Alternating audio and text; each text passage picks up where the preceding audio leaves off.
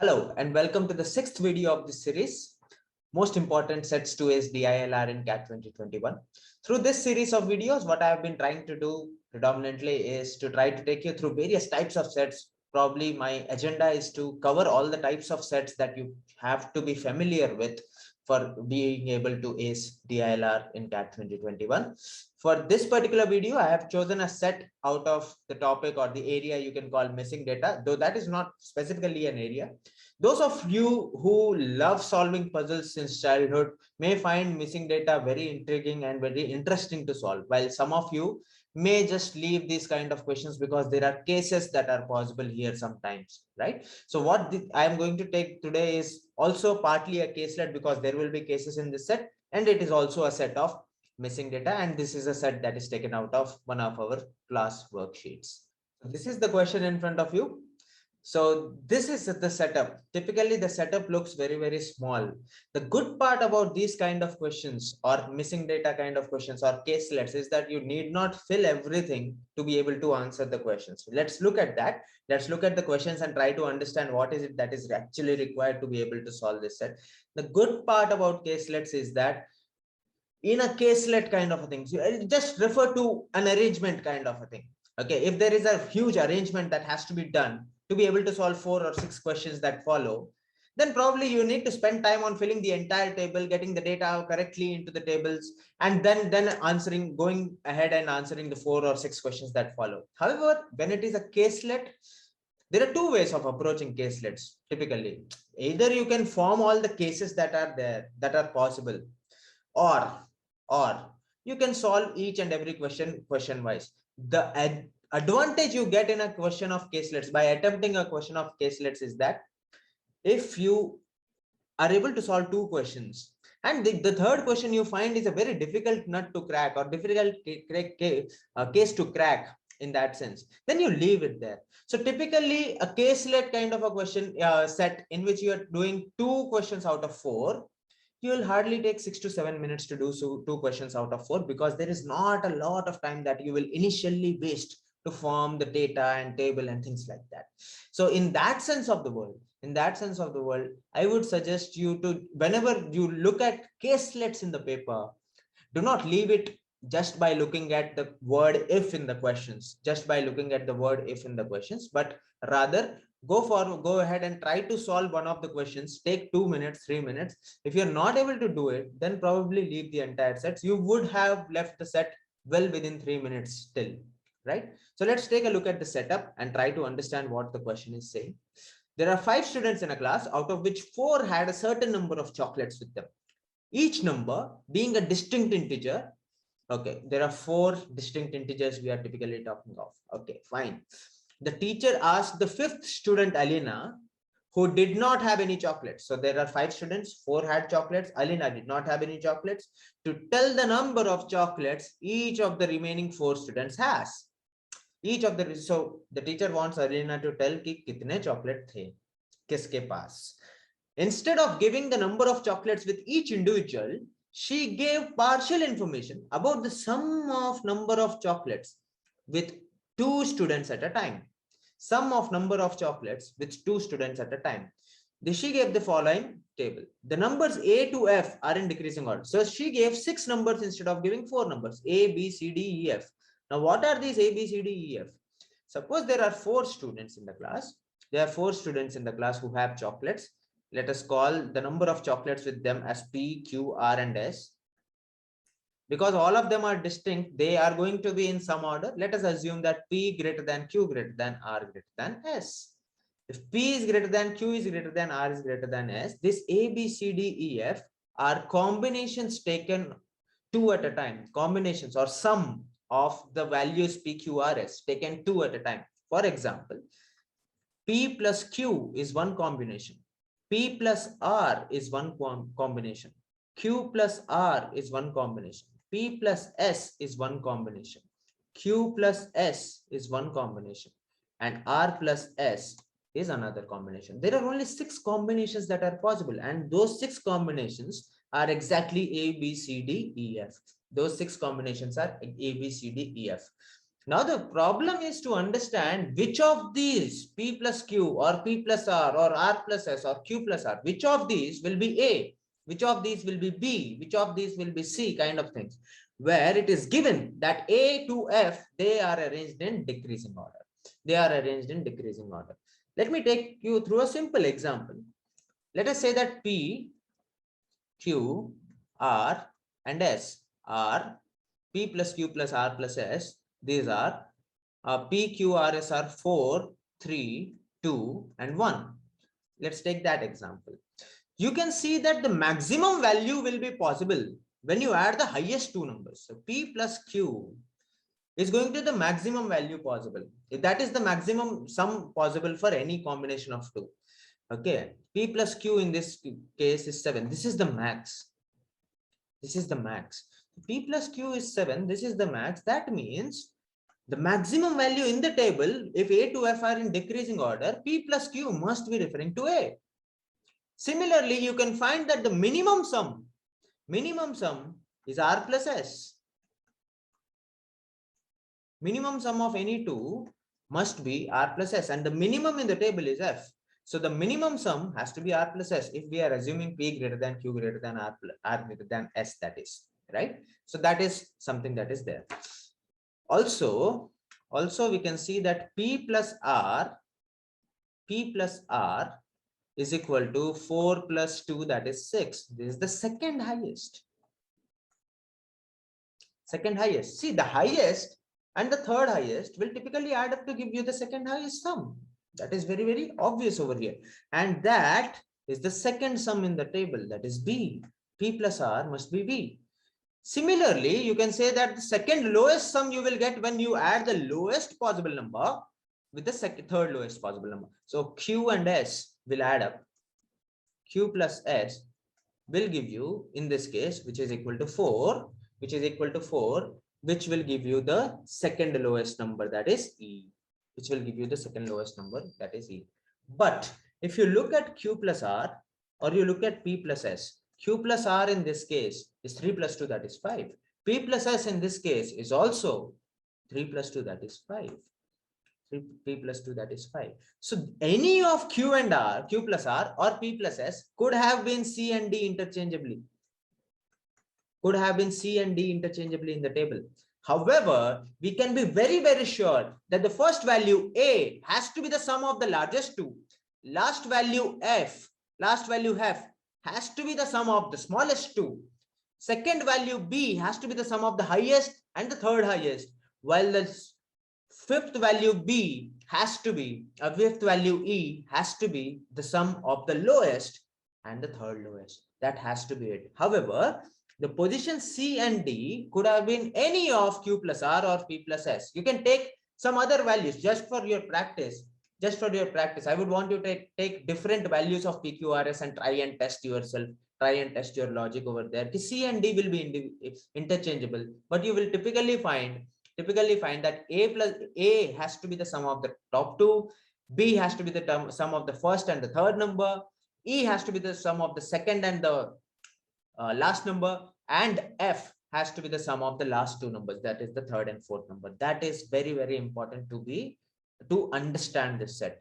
If looking at this set you are able to crack this, that means if you have come across this kind of a scenario before and you realize that P plus Q must be A and R plus S must be F, similarly P plus R must be B and Q plus S must be E. If you know this,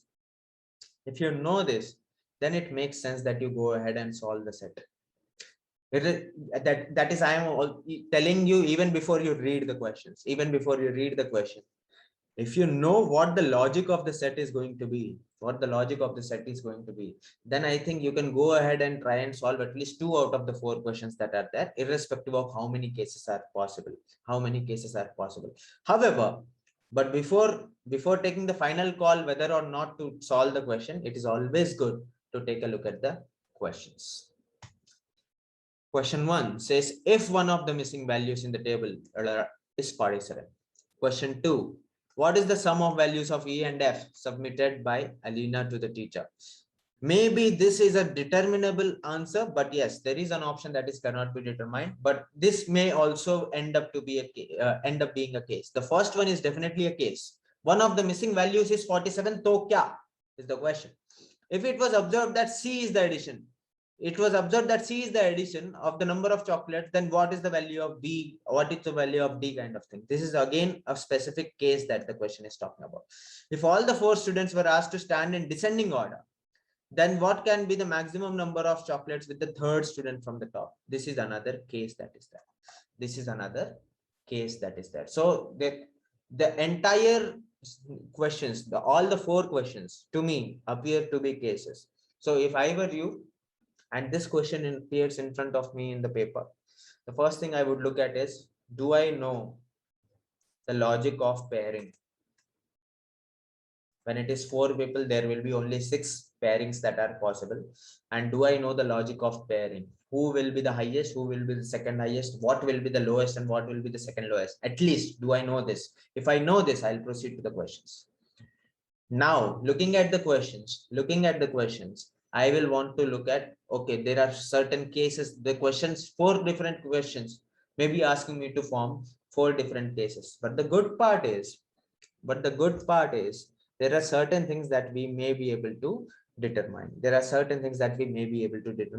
And now you just go back to the set, go back to the table and try and find at least 1 or 2 values or at least 1 or 2 constraints. What are cases formed out of? Cases are formed out of constraints.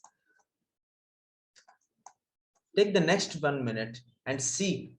Now, if you know the logic of pairing, you've read the question, take the next 1 minute to see. Take the next 1 minute to see if you are able to jot down some constraints. If you are not, then it is 3 minutes, 3.5 minutes that you have read the set and taken a good call that you will want to leave. But if you are able to jot down the constraints within the next 1 minute, then I think the question is doable and solvable. So let's take a look at the solution. How do you go about solving this question now? See, we have already determined that if there are 4 values, P greater than Q greater than R greater than S, then A or the highest value will be P plus Q. Okay, let me erase it from here because here is where I would want to bring a table later on. So if we have P greater than Q greater than R greater than S, then we know for sure that the highest value in the table A should correspond to P plus Q. Second highest value B should correspond to P plus R. C could be P plus S or this could be Q plus R. D similarly could be Q plus R or it can be P plus S. E has to be Q plus S. And F has to be the sum of the lowest 2 numbers, that is R plus S. This is something that we definitely know. What do we already have in the table? We have P plus Q is equal to 55. We have P plus Q is equal to 55 and we have R plus S is equal to 44. F is equal to 44. These 2 things we already know. Now please understand, if we know P plus Q and we know R plus S, P plus Q plus R plus S will be equal to 55 plus 44, which is equal to 99. So the sum of chocolates that all of them have together is 99. That is something we can definitely determine. Now let's take a look at the second thing. We know P plus R is equal to 53.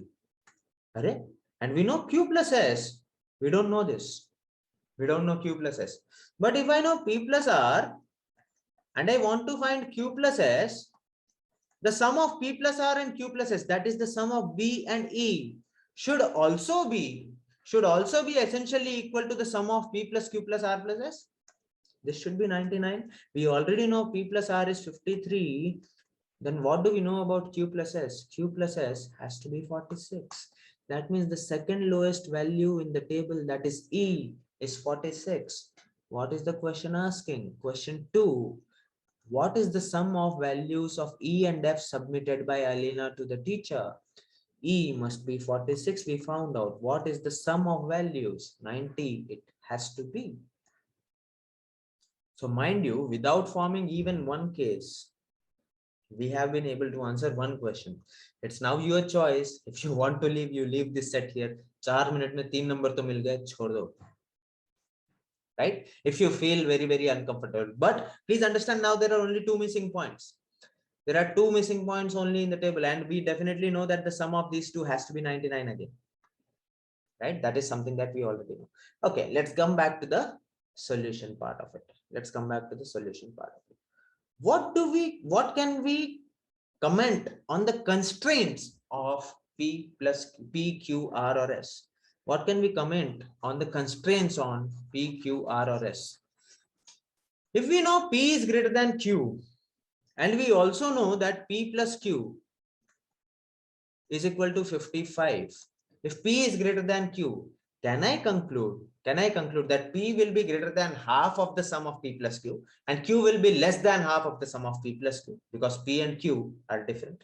That means P has to be greater than or equal to 28, and Q has to be less than or equal to 27. Can we say that? Yes, that is something that we can definitely infer from this. Also, we know that R plus S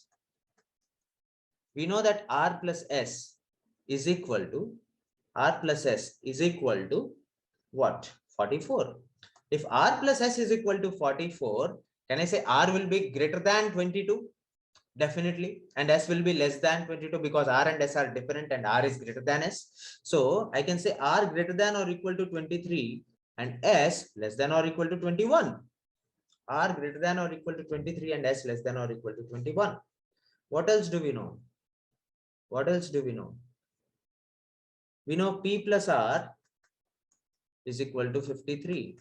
If we know P plus R is equal to 53, that is this value, and we know P is greater than or equal to 28, that means R must be less than or equal to 25. And bingo, we have our constraints ready.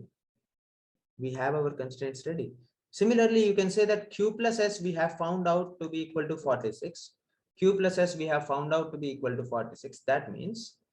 means Q has to be greater than or equal to 24, and S has to be less than or equal to 22. That we already know. So Q has to be greater than or equal to 24 and less than or equal to 27. If we look at constraints on R, this is the interesting part. R has to be greater than or equal to 23 and R has to be less than or equal to 25. How many values could R have taken? R could have only been 23, 24 and 25. Now it is your call to make whether you form all the cases. There are only 3 cases possible. If you understand now that R can be only 3 values, 23, 24 or 25. 23, 24 or 25. Now it is up to you to decide whether you want to make the entire cases that are possible and then go to the questions, or you would want to make individual cases. I would suggest, because you are in the flow and there are only 3 cases possible in which you have to fill 4 numbers where you already know the sums of numbers or combinations, I would suggest jaake bana do yaar table. Get the table ready, answer every question and leave. Now let us say that I want to find the values of P, Q, R and S. And there are cases that are possible. Case 1, case 2, case 3. Okay, there are only 3 cases that are possible. We have been able to find that out definitely. So if there are only 3 cases possible, case 1, R is 23. Case 2, R is 24. Case 3, R is 25. These are the only 3 values that R could have taken. Okay, so now let us take a look at case 1. If P plus R is equal to 53, R is equal to 23, P plus R is equal to 53, R is equal to 23, P must be 30. If P is 30, Q must be 25. That means R plus S is equal to 44, S must be equal to 21. Bingo, case 1, we are ready with all the 4 values. Case 2, if R is equal to 24, P must be 29. If P is 29, Q must be 26. And if R is 24, S must be 20. And if R is equal to 25, refer to P plus R, P must be equal to 28. In that case, Q will be equal to 27. Q will be equal to 27 and S will be equal to 19. That's it. These are the three cases that are possible, and we have found out all possible values of PQRS. Please see that the constraints are correct here. P greater than or equal to 28. Yes, true. Q less than or equal to 27. Yes, true. Q greater than or equal to 24 is also true. R greater than or equal to 23. True. R less than or equal to 25. True. S less than or equal to 21 is also true. So here is where we have got all the possible combinations. Now let us go back and look at what is the question asking. If one of the missing values in the table, there's no missing value now. We have found all the cases now. If one of the missing values in the table submitted to the teacher is 47, if one of the values is 47, what is the number of chocolates with the student? What is the number of chocolates with? Which of the following can be a number of chocolates with students? 23, 24, 25, or 26? We want to see in any case, do any two numbers add up to 47? Look at case 3. P plus S is 47. Look at case 3. P plus S is 28 plus 19 is 47. Yes. In that case, out of 23, 24, 25, 26, that were the options, only 25 is a possible number of chocolates with some students. So answer should be option 3. Question 3. It was observed that C was the addition of the maximum possible number of chocolates and minimum number of chocolates out of the 4 students. What is the value of D? C was observed to be the maximum and minimum. P plus S. P plus S should be greater than Q plus R then. D is equal to Q plus R in that case. D is equal to Q plus R in that case. So let us look at a case where P plus S is greater than Q plus R. In case 1, P plus S is 51, Q plus R is 48. Okay. Case 2, P plus S is equal to 29, Q plus R is 50. Not possible. Case 3, P plus S is 47 and Q plus R is 52. Not possible again. So if P plus S is greater than Q plus R, that is maximum possible and minimum possible. P plus S is greater than Q plus R. That is case 1 that we are referring to. In that case, what is the value of this D is the question. What is the value of D is the question. If C is equal to P plus S, D is going to be Q plus R. In that case, Q plus R is equal to 48. 25 plus 23. 25 plus 23, that is 48. Should be the answer to this question. Let's look at question 4, last one. If all 4 students with the chocolates were asked to stand in the descending order of the number of their chocolates, then what can be the maximum number of chocolates with the third stop student from the right? Third top student is R, P, Q, R, S, descending order.